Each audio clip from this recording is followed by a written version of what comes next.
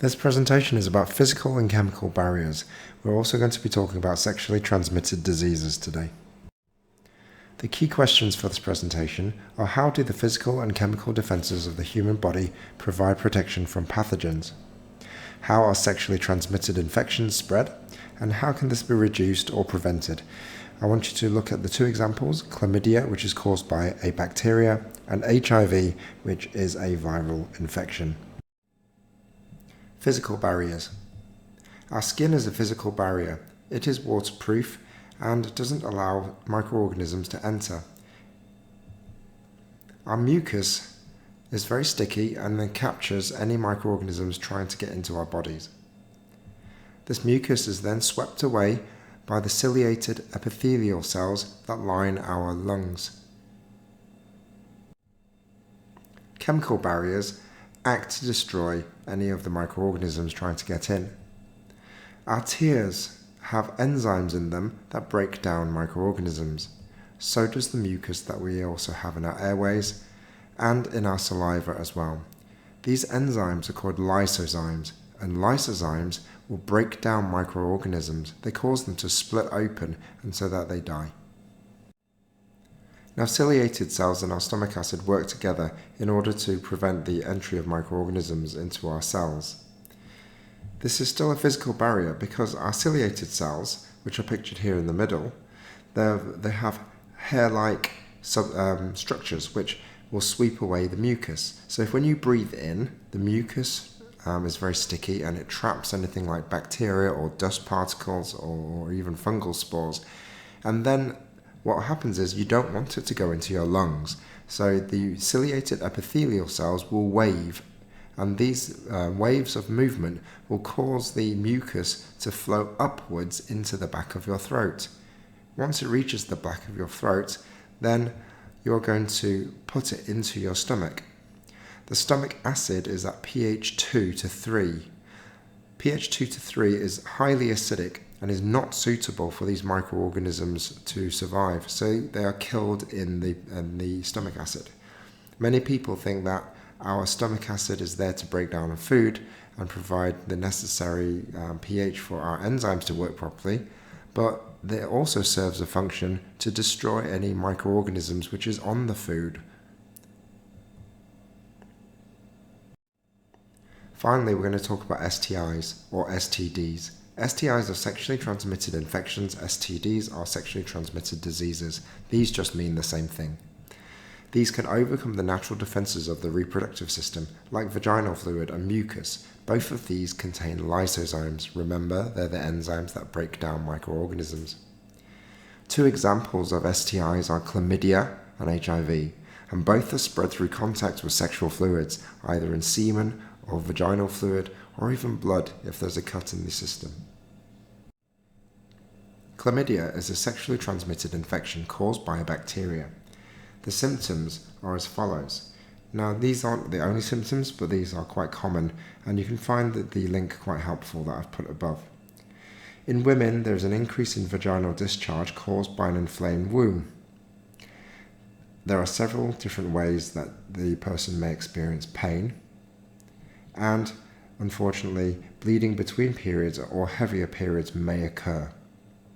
In men, similarly to the women, there is a white or cloudy watery discharge, this time from the penis, but again, there will be an instance of pain when urinating or pain in the reproductive parts.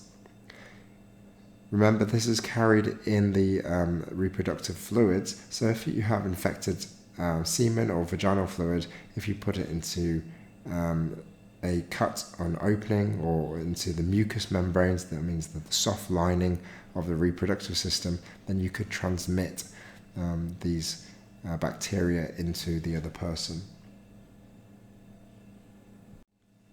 HIV stands for Human Immunodeficiency Virus.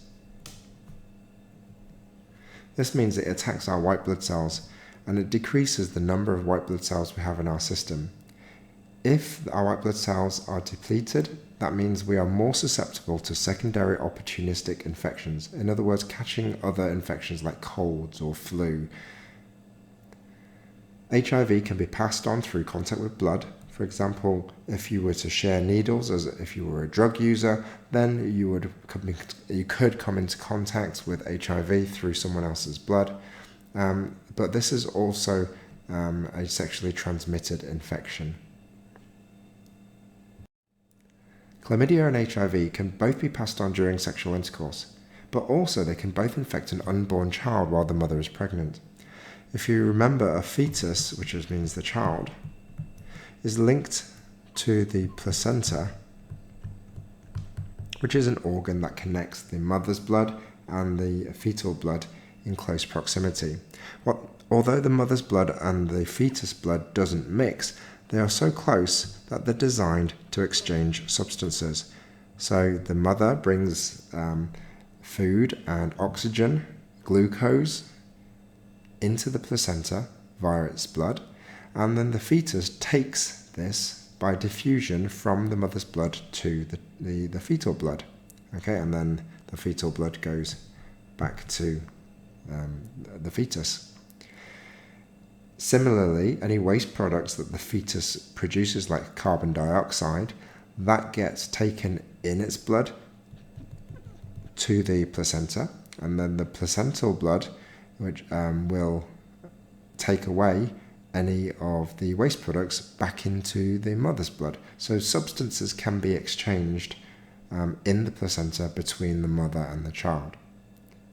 Unfortunately, because these are microorganisms, both of these substances, chlamydia, bacteria, and HIV, these could be passed on to the child via the placenta as well. There are several methods of reducing transmission of chlamydia and HIV. For chlamydia, screening of under 25-year-olds in the UK has been particularly effective, and it's helped over 200,000 people receive treatment each year.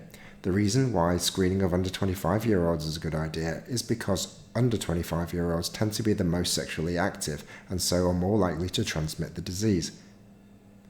Screening of blood before it's used in transfusions during medical operations helps us to avoid HIV transmission and other pathogens infecting the patient.